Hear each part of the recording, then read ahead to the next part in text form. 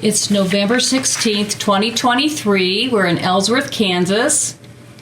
And I'm with a World War II veteran. And tell me your name. You want my Gail Shanelec. I go by the name of Pep. Thank you. And, I can give you the history of that if you want it. Sure. All right. This is way back in the 30s. And there was a lady by the name of Mildred Holt. In fact, she was on Johnny Carson's TV show way back when. But anyway, she had a tea room at her house. And this was the day before refrigeration. And so we had a company that made ice every day. And so she had this tea room, and so she would have an order of ice, and the iceman would come to her house. And then in the neighborhood, there was a bevy of kids my age and older, and so we'd go down to and his name was Strella, and we'd go down to his pickup, and he'd be taking ice into Mildred Holt's ice box. And then we'd always stand around hoping he'd chip off a little bit for us. And so he started naming people. One of the neighbor boys was Jojo the Tiger. And, of course, I'm Bohemian. And I looked like my dad. So he, of course, the Bohemian name would be Pepichek. And so then everybody started calling me, except my mother. She always called me Gail, but all my friends called me Pep. And so that stuck with me for all those years. And Were you born in Ellsworth? yes. Supposedly the first baby born in the new wing of the hospital, which is a long time ago. So I'm 98 years old. When's your birthday? March 17, 1925. Have you lived in Ellsworth all your life? No. Well, of course, I spent some time in the service and went to school in Emporia State. Played football, ran track down there, and then I taught at Fort Scott and Cimarron and Kingman and Ellsworth, and ended my teaching career here in Ellsworth. But other than that, Ellsworth. And my mother lived here, and she was 96 when she died, so I had a long time together. That's great. Well, when did you graduate high school? 1943. So the war was going on in 1943. Yeah, I started 41, so. Did you enlist or were you drafted? No, I graduated from high school in 1943, and then went into the service in August of 43. A lot of my friends, because they were older than I, say a year older, and they were in the Marines and the Navy and the Army, and I thought, well, I'll just let the draft take its choice. That's kind of strange. And of course, I went down to Fort Leavenworth. And I was in charge of about 16 men that went down to be drafted into the service. And of course, I had no idea what I would be doing, but they sent me to Wichita Falls, Texas, which was for basic training in the Air Force. And and this was in August, and then I forget the number they gave. It was a CEO of 405 or something like that. But anyway, I was designated as a clerk typist. And of course, graduating from Ellsworth High School, we had a man by the name of Roy Stwally, and he was the commerce teacher. And everybody that went to high school took typing. And so I thought the whole world knew how to type. But evidently I was a kind of an unusual breed. And so when I went overseas, well, then I was assigned to the 5th Air Force Bomber Command Headquarters Company. And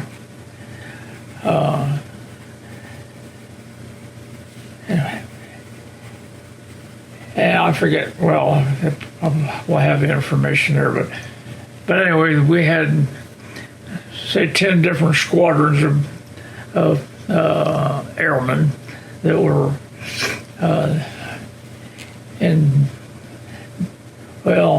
mostly B-25s.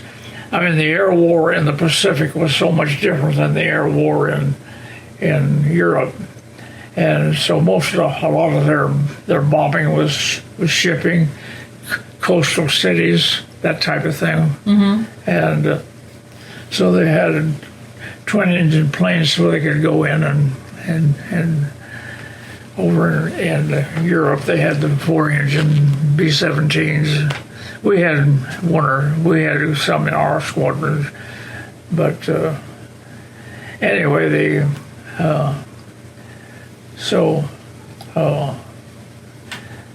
that was. So you went from Wichita Falls, Texas, and then you went from Wichita Falls, Texas. I went to Camp Kearns in Salt Lake City. That was one of those camps that they erected overnight. That. Yep. It's kind of the thing that had a pot. Well, this is in the wintertime. They had a potbelly stove in the middle, and if you slept near the stove, it was too hot. If you slept on the end, it was too cold. Yeah. And but this is where we took our overseas training, and then of course, the camp's not there anymore. The site's still there, but the campus it's gone. And we were out to Salt Lake City doing some genealogy work, but I went up and tried to find that camp, but I couldn't. Oh, well, it's been a couple of days. So then we took my overseas training, and we didn't know. We knew we were going to go overseas. We didn't know where. Or there were probably some guys in the outfit that knew, but I didn't. And so we got on this would be in August or July, I don't know. But anyway, this is back in the steam engine train. I mean, we didn't have diesels, and so everything was coal-powered. And, of course, we had a Pullman and a place to sleep. And we left Salt Lake City, and then the next morning we woke up in Denver.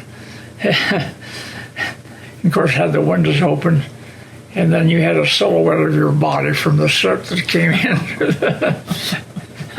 So you knew where you. And then we went up through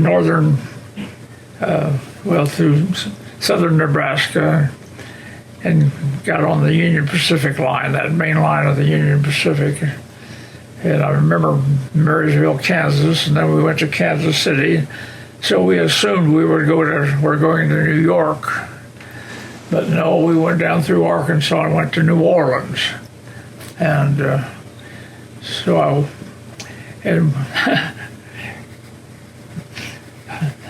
the accommodations were such. We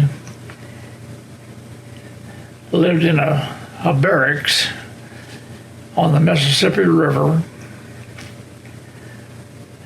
We had to sleep under a mosquito netting. Of course, no air conditioning. I had some fans. and it wasn't a real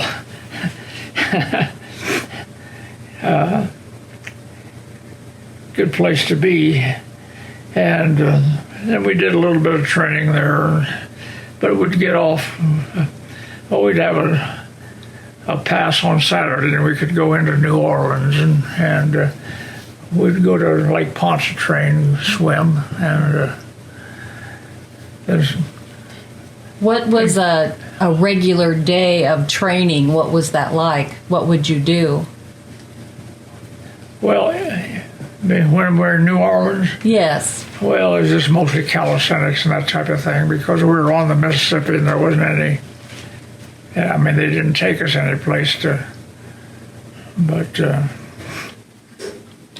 When you were back in Texas, what was a typical day of training? well, that was the whole gamut there. The long hikes and the rifle training, going through, learning how to use your gas mask and you know, all the things that were part of the military. A lot And of nothing. It wasn't. I'm sure it was nothing as severe as, say, the infantry or the Marines or anything like that. But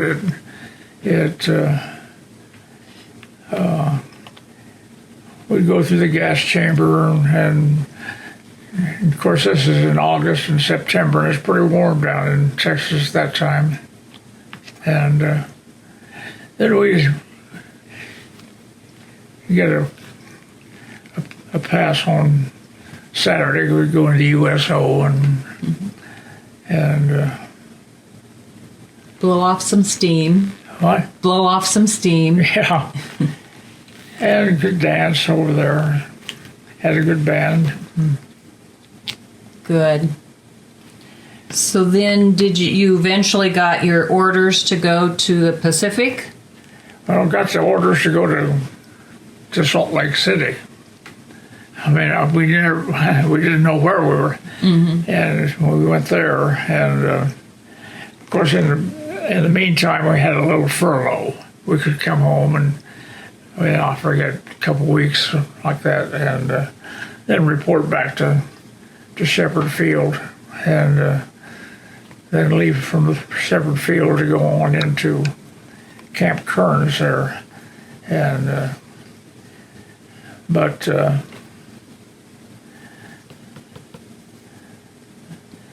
And then you said you went to New Orleans after that. Well, yeah, then we were on the train, and as I say, went up through northern Kansas and down through Arkansas and down to Louisiana. And then we got a ship. It was kind of interesting. Before that, there was a ship that came in from North Africa with a bunch of, loaded with transient people. There's a better word. I can't think of that right now. But anyway, they were taken from a camp there in northern Africa and then brought over here. And then there was a building, and each individual on that ship had to take off all their clothes and go through this building, get dehumidified. And then when they came out the other door, they were given some military clothing or whatever. But Wow. and then the ship had to be, they closed all the portholes and had to dehumidify the ship for all the different bugs and that might have been there. And so, but it was, and then what was it, the Alexander Majors, the ship we were on, and but anyway, we went down the Mississippi. It was a beautiful moonlight night, and went into the Caribbean, and so we still didn't know where we were going. Well, from there we thought, well, North Africa or Europe, but then we ended up going through the Panama Canal, and What was that like? well, that was quite an experience. I mean, you know how that works to elevate and lower the ship with water. And we had one or two people on board ship that had friends that were stationed in Panama, and they got to visit as they go through as they went through the locks. That's neat, because it takes a little time to raise and... And so then we're about 30 days on the ship, going to Lae, New Guinea, Lae. And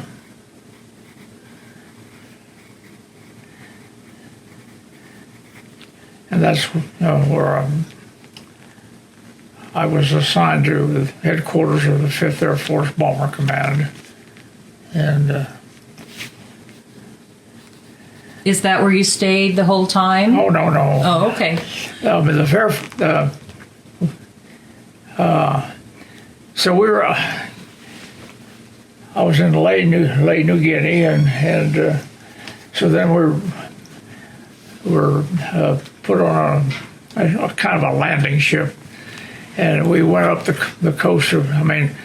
From Lae, New Guinea across that channel there was Guadalcanal, and that was a pretty. And it was very important to the Japanese that they had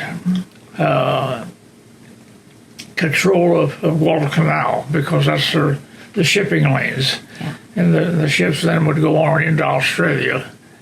And so, of course, Guadalcanal then was taken by the Marines, and of course, Lae, New Guinea was non-combatant at the time when I was there.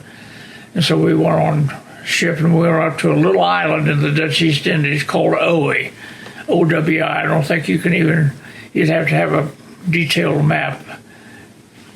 And it was big enough, where they had a landing strip, and our B-24s could land on that island. I think I've got a picture here of when we were on.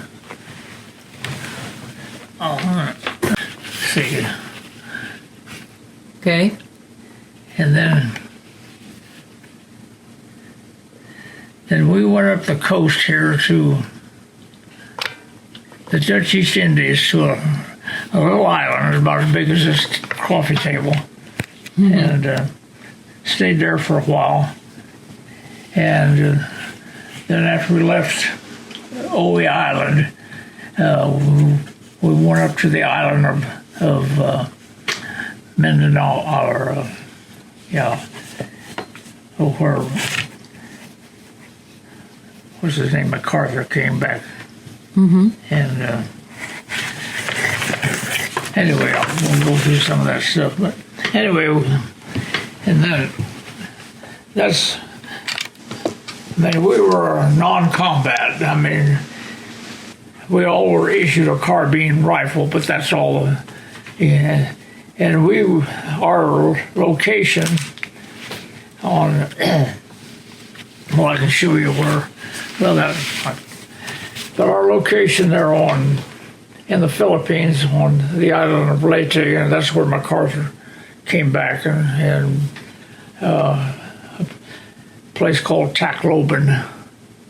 And we came in of course on a ship, and in either the front or the rear holds, it was filled with barrels of aviation fuel. And we got off that day, and the next day a kamikaze hit that ship. Whoa. And anybody that was left. There were a lot of Filipino stewards on that ship, and of course they lost their lives.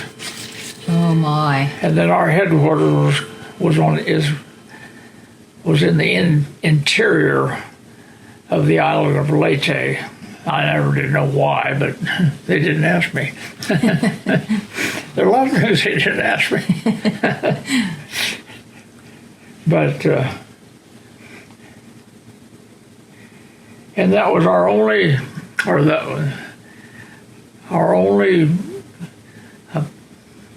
possibility with combat with the Japanese. we were on a plateau, kind of like the table would be the plateau, and of course this was kind of in the rainy season, and we couldn't get any food up to our headquarters. The trucks couldn't. I mean, it was just mud. Oh. And then also that evening, the Japanese paratroopers floated in. I mean, we knew that they were in the area. They had destroyed a unit, and but you could see them come down with their parachutes, and you could see them eye to eye, really. And we had all foxholes all around, and if they'd known how ill prepared we were, they could have wiped us all out.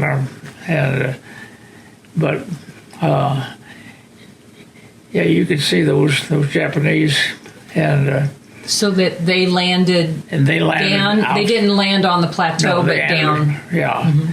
And then later on, well, it was cavalry. They weren't horse-drawn. I mean, it was just, but they were infantry, and they were in the area, so they were able to destroy the paratroopers. I mean, and well, I've got a deal here that is I'm not a bugler, but the guy that did the cartoons on the Bill Bellier, he had me pose for that. Oh. And those are the men that lost their lives in that situation. Well, that was a nice tribute.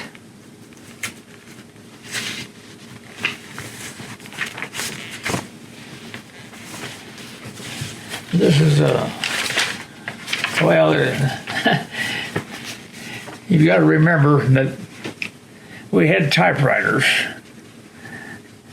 They weren't the state of the art, but that was kind of a write-up of that situation, and it's readable but not very legible. General Crabb was our I see, yes. in charge of the 5th Air Force Bomber Command. And one of the things that we did I was in awards and decorations, and so we had all these different units, B-25s and 26s and all that, and they were stationed throughout the Pacific there in that area. And then we'd have a ceremony that after so many flights they would get an air medal, and then some would get a Distinguished Flying Cross and of course most of the Purple Hearts. I mean, they were sent to the parents back home, and then and General Crabb, his airplane was called a Crab Apple, and we'd fly to where these different units and then have a ceremony and give those medals to the individuals. And Nice. but So you flew all around. what? You flew all around to the different. The different islands. Mm-hmm. What kind of things did you handle in your job? What kind of things did you handle? A lot of different paperwork, or was it a specific? Yeah, we would write a synopsis as to why they got the medal, and then send it to the parents and also the newspaper in that area. And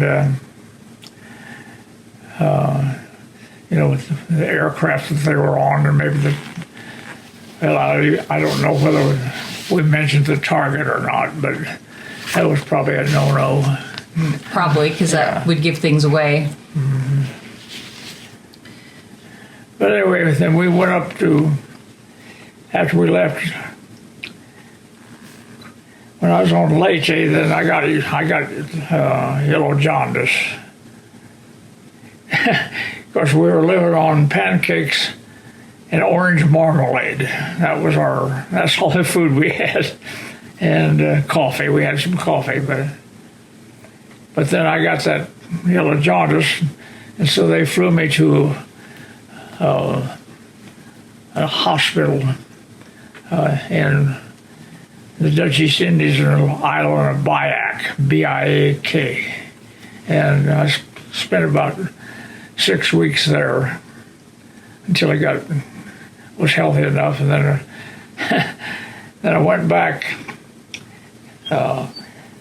They dismissed me there, and in the meantime, the headquarters that I was assigned to had moved up to another island in the Philippines at Mindanao. And so I was in a transient camp. And in a transient camp, all you do is unload ships, aircraft, and of course this was illegal, but one day I said, I'm not going to spend the rest of the war doing this. So I went down to the airstrip and started talking to pilots to find out, wanted to know where they were going, and I found a pilot that was going to Mindanao. So I said, well, can I bum a ride? And he said, yeah. Of course, the next morning I was counted AWOL because I just went on my own. But when I got back to, and they found out I went back to my outfit, so they dropped the AWOL charges, and so I was with the 5th Air Force Bomber Command. Then after we left Mindanao, we went up to the island of Luzon, that's Manila, and then we went up to Clark Field. It was an old Army air base, and kind of approached civilian life. They had a restaurant there, and we could go get something to eat, and better than sea rations. And better than pancakes. What? Better than pancakes. Yeah, yeah. And so we were there and we could go down to Manila, and of course there was still some skirmishes going on Luzon, but nothing in our area. And so we stayed there, and then we went up in the Ryukas at Okinawa, and of course that was the last ditch stand for the Japanese, and everything was, of course we were in the southern part of the island there, but a lot of the people were living in caves, and of course they didn't have any food, and but anyway, we got there, and of course the war was wanted. Of course that's where we were when they signed the peace treaty there. Mm-hmm. And I had a cousin on board, was on a ship, and I forget the name of that port, which was outside of Naha, the capital of Okinawa.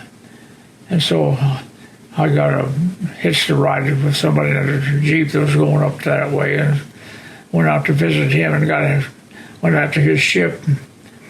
And then we got word that the kamikazes were coming in.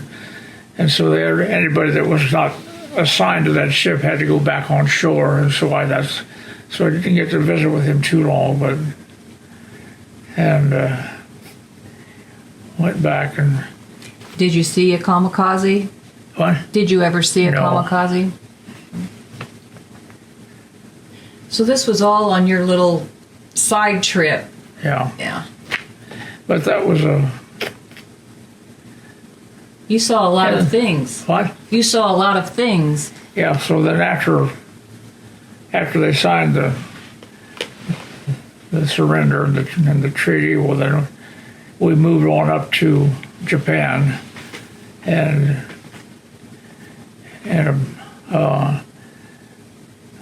well, close to a city called Tachikawa, and that was an old Japanese air base, and so we got a real bed to sleep in.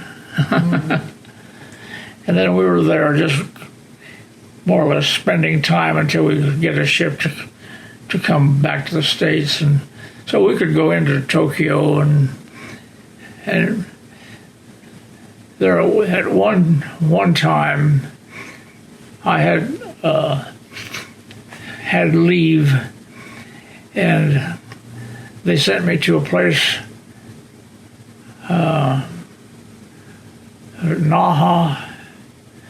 It was supposedly the Southern California of Japan, and it was on the kind of the inland sea there, and it was a beautiful place.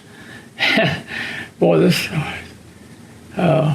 So every night before you went to bed, you got into this pool with warm water, and then when you got out, there was a masseur, and give you a rub down.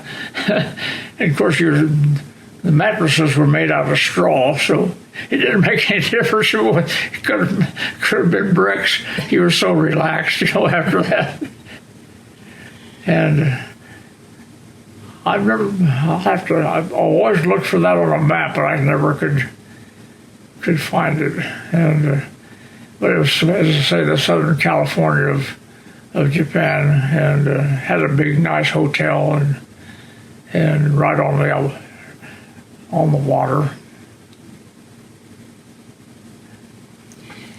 Did your group go out to where the treaty was signed on the Missouri, or you stayed? No, you stayed where you were. Okay. You had to be pretty dignified to be out there and high up. Mm-hmm. And well, I've got a picture. I know there was a lot of ships in the water that day. Oh yeah. Mm-hmm. Here's some pictures there. Thank you.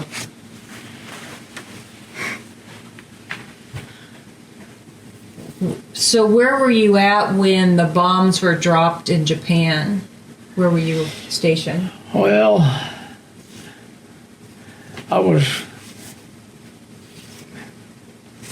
we had to be in Okinawa. Okay. And was everybody pretty excited when they heard that? Because, well, I guess you we were illiterate because we had no communication at all, and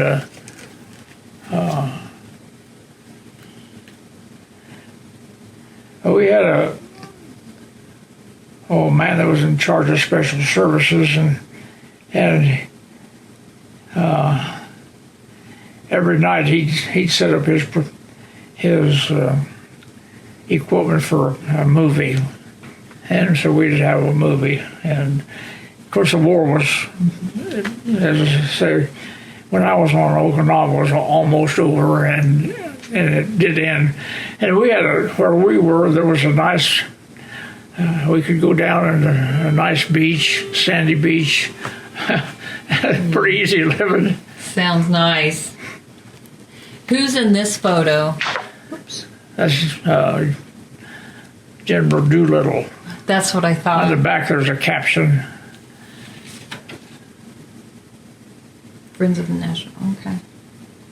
Did you go on an honor flight? What? Did you go on an honor flight to Washington, D.C.? Yeah. It's great. Well, it was kind of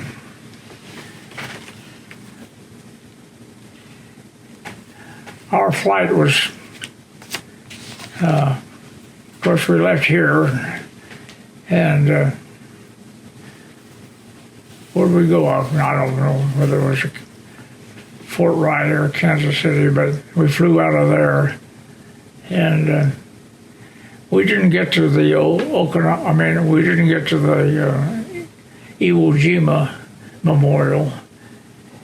And things weren't as well organized when I went as they are now. And then we flew up and then flew back the same, Oh, wow. That's a lot. and we went to Fort Leavenworth and spent the night. And then we came back here, and then they had a reception there up at the American Legion Hall, and the high school band was out, and then, but That sounds nice. What do you think was the hardest part about being in the military? well, of course, I never was involved in combat per se. I had my good friend that lived next door, Johnny Hillis. I'll tell you a couple of episodes. But anyway, he and a group went to Kansas City. And in that group was a good friend of mine, Edmund Warda, and his brother was an older brother. And he was in the Navy Air Corps. Well, they went to Kansas City with the idea of enlisting in the Air Force. Well, they weren't taking any enlistments. And so they were walking out, and a Marine got hold of them. And so they all ended up in the Marines. And my friend Johnny was wounded twice. And he was on Saipan, and he was on Tarawa, and he was on Iwo Jima. Wounded twice. And then in Ellsworth, we had a young man named Ted White. And Ted was a year older than I, and we played basketball together and kind of messed around. But his parents were older, so he went down to Lyons to live with his brother, who was an insurance person.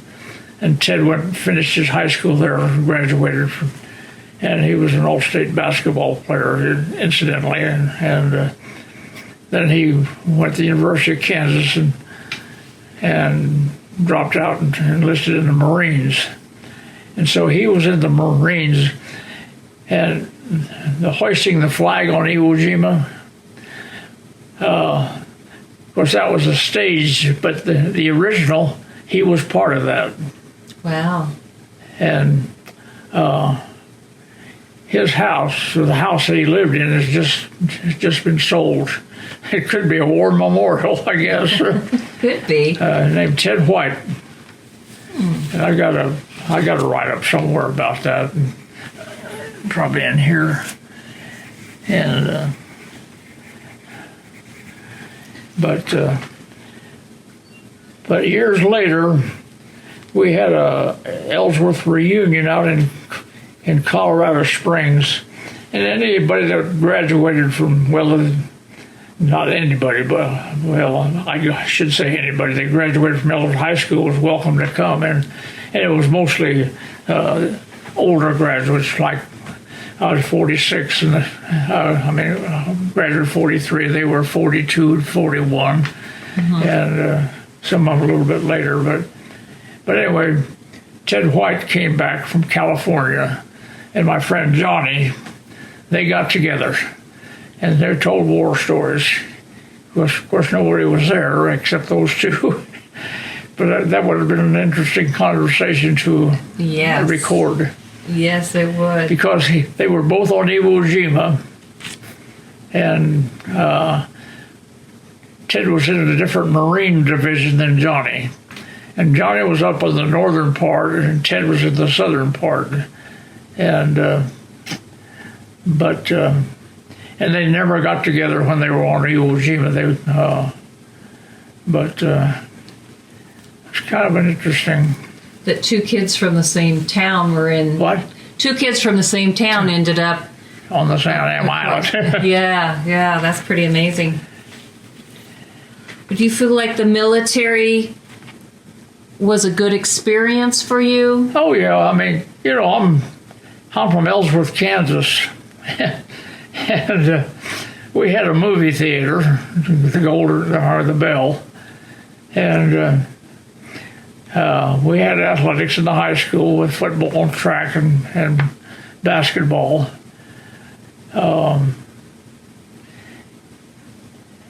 But you know, the lifestyle during those war years was so much different with rationing and everything, you know, and everybody was helping each other. And I know my dad built a kind of little fenced-in area, and my mother raised about 50 chickens in the backyard of our house, you know, that type of thing. Mm-hmm. And then, of course, at certain times you had certain rations that you got. Mm-hmm. So maybe you got some sugar or some flour, and, you know. And so the lifestyle was so different. I mean, and it's kind of hard to explain because we didn't know any different. But of course, the war started in '41. And Pearl Harbor. Right. Well, after the service. But after the service, is that when you went to Emporia State and got your education? I was discharged from the service in Colorado, and I think about the 6th or 7th of January, and it would be 40. What would that be? 46. Yeah, and, I think so. Then I didn't go to school that semester. I got a job. It's kind of interesting, but they got out of the service, and of course didn't do anything, eat and sleep and stay out late, and then they came up with this situation where they call it the 10-20 club or the 20-10 club or something like that, that you could get $20 a week while you're looking for a job. I thought, well, that's a hell of a deal. so I applied, and I think I got my first check, and I came home, and my dad said, from now on, we're going to charge you for your dinner. He was kind of upset because I took that. And so I got me a job. They were building the Canopolis Dam and Reservoir, and the Corps of Engineers was hiring. So there were about 6 of us who went to work out there. And so anyway, then I went to my friend David O'Day. He came, his mother was divorced, and she married a man that had a lot of Indian, what I want to say, blood. Well, and during the war,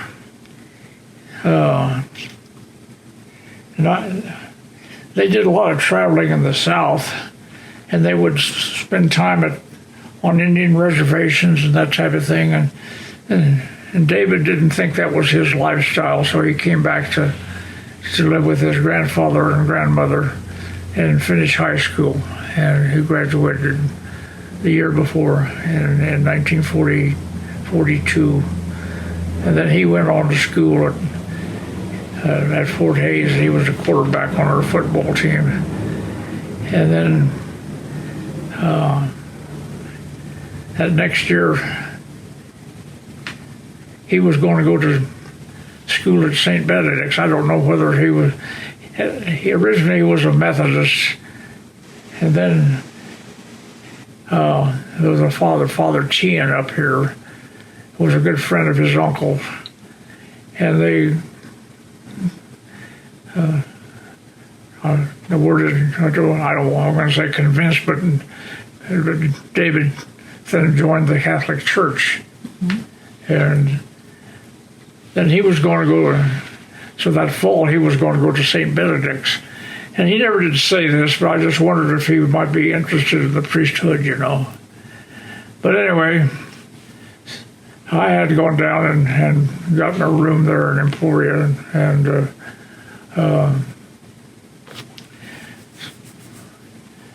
so I went down there to school, and we got up to the room, and there was luggage there. And so Mrs. Hancock was her name. Mrs. Hancock, I asked her about it. I said, "Is somebody else rented that room?" And I come to find out it was my friend David. Instead of going to St. Benedict's, he'd transfer to Emporia. And so then he got his BS and MS and master's from Emporia, and then got a doctorate up in Washington State, I think. And, but that worked out. Did you go on the GI Bill? Did you go to school? Yeah. Yeah, I stayed. I got all my undergraduate work on the GI Bill, and I had a few hours left on the GI Bill, so I stayed there in Emporia, and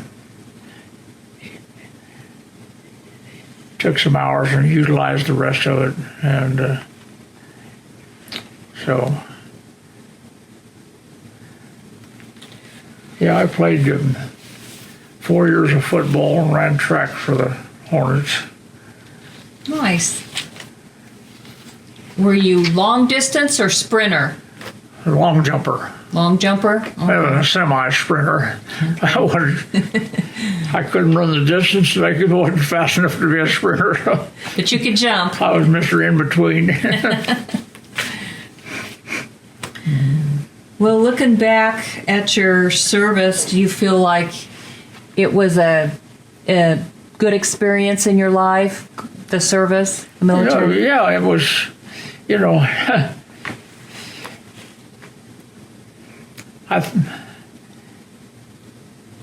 living in Ellsworth, I think before I went to the service, I'd been to Wichita one time.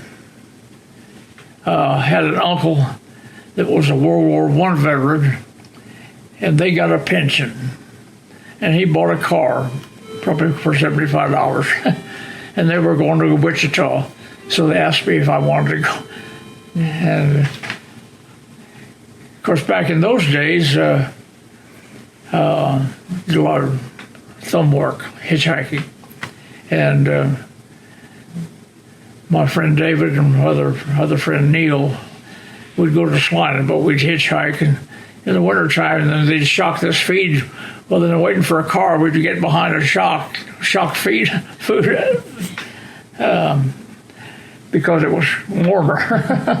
And we'd see a car coming, we'd come on for a thumb. But and then the same way Emporia. Emporia was a hard place to get to from Ellsworth. You had to go to Newton, and then you could go to Slidell. This was on a bus, and then to Ellsworth. Or again, it was easier to hitchhike, you know. But transportation. Then I never owned a car until I was 20-some years old. And it was it's a kind of car that I had today would be worth probably $100,000. What was it? It was a 1934 Ford Roadster. Yeah. A V8. And it was, the finish was in mint condition, and I sold it. And I took the money and got married. Of course. Well, I think I'm going to thank you very much for the interview. Thank you for your service. And